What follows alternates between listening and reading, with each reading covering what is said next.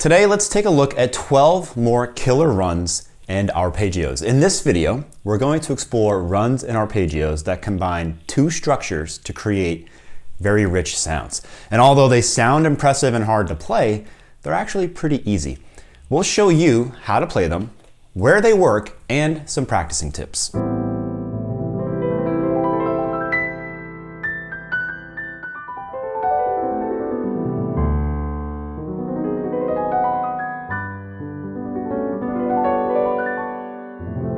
Be sure to stick around until the end of the video where I'll show you how to download a PDF with all of the runs.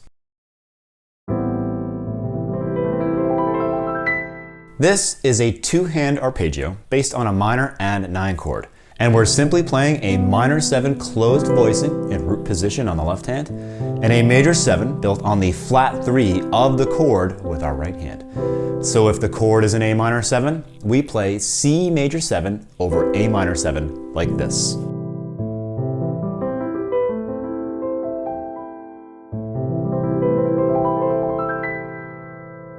Pretty easy. Remember, the right hand is a major 7 on the flat 3 of our minor 7 chord. So if we want to do this over a G minor 7, we should play a B flat major 7 over G minor 7 like this.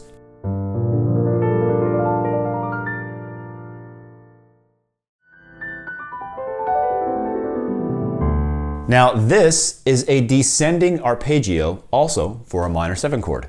But this time, we're playing the minor 7 on the 2nd degree. So for A minor 7, we play a B minor 7 on the right hand and an A minor 7 on the left. This gives us all of the tensions for a Dorian minor 7 chord, the 9th, the 11th, and the 13th. So this works great on any related to or any modal Dorian tune. On a G minor 7, we would play an A minor 7 over G minor 7 like this.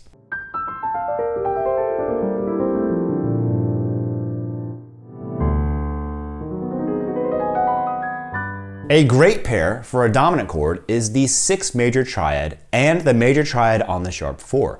So over a D7, we play an A flat major triad over a B major triad.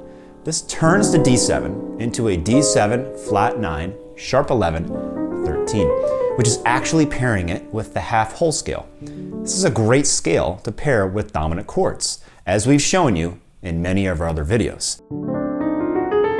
Notice these two triads don't contain the root of the chord, so it's better to hit that D on the bass for context before playing this run like this.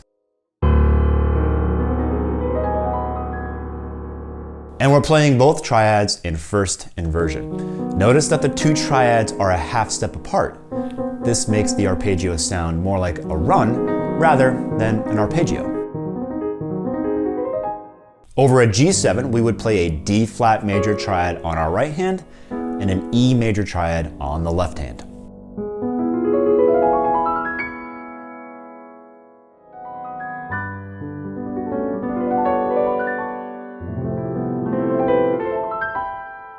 If you want a Lydian sound for your major 7 chords, you can always use the major triad on the 2.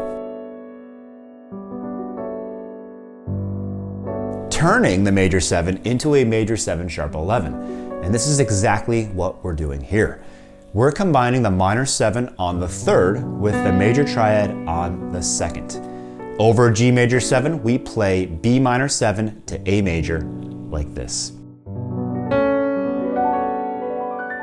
And no, we're not playing the 5th of the A major chord, but you can try adding it if you want, like this.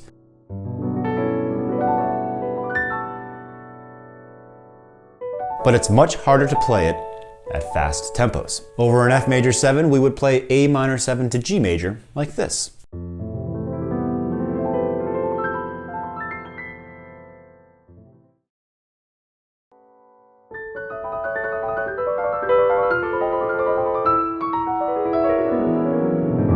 So if you want a really rich sound on your dominant chords, you can play a dominant chord on the 2nd degree. So over an A7, just play a B7.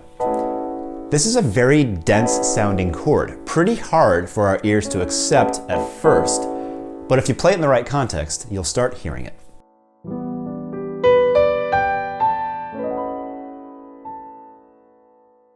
On a G7, we would play an A7 on top like this.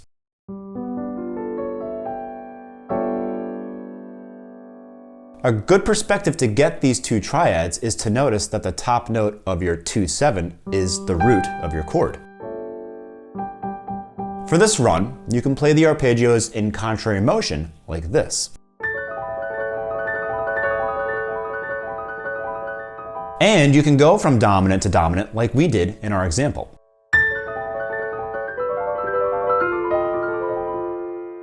Or you can play both arpeggios descending and alternating hands like this.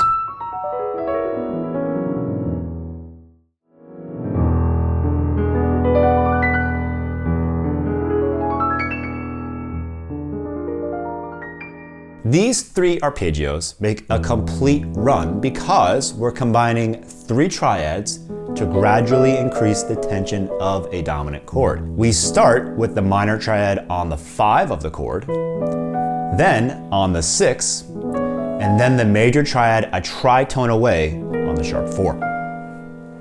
And you can play these three triads in any inversion.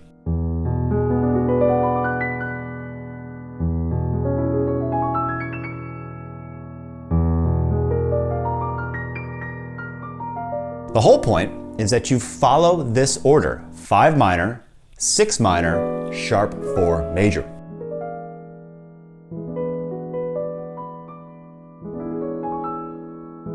On a G7, the 5 minor is a D minor, the 6 minor is an E minor, and the tritone is a D flat major.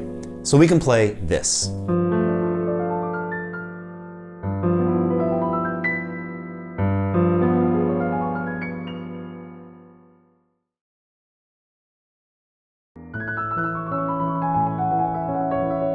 This run is just a descending minor pentatonic scale on the 3rd of a major 7 chord.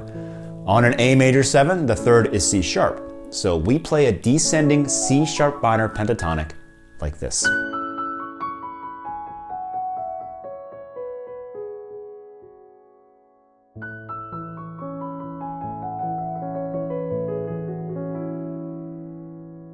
The trick is to add more dents on every other note like this.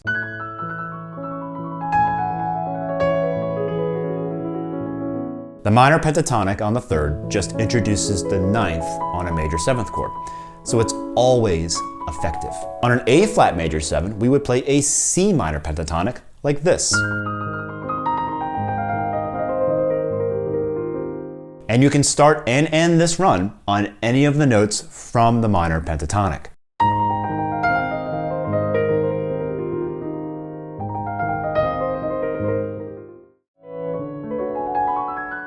This is another example of a minor pentatonic run. Now we're playing the minor pentatonic on the 7th of a major 7 chord. So on a D major 7, we play a C sharp minor pentatonic. This turns the major 7 into a major 7 sharp 11, a Lydian chord.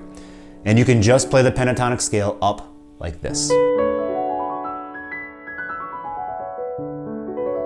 Or add some twists and turns like we did here. In our example, we went from A major 7 to D major 7 just to show you how runs 7 and 8 are very much related. C sharp minor pentatonic works on both chords. It's the 3rd of A and the 7th of D.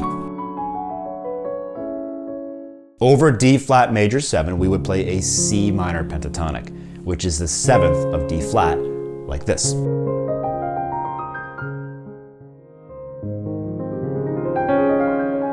Another way of getting a Lydian sound on a major 7 chord is by using voicings in fifths.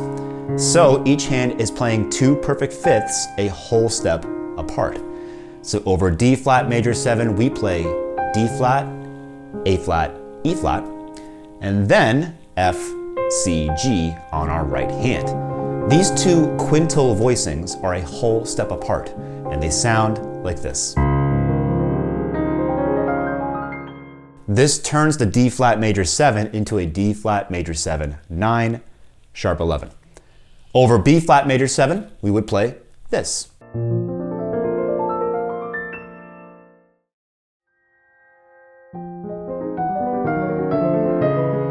We can use this run on descending parallel minor sevenths like this.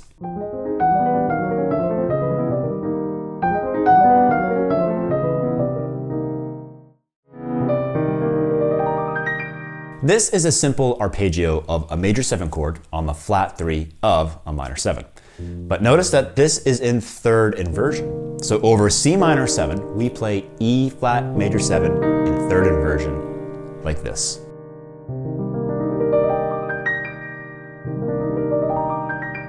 Over F minor 7, we would play an A flat major 7.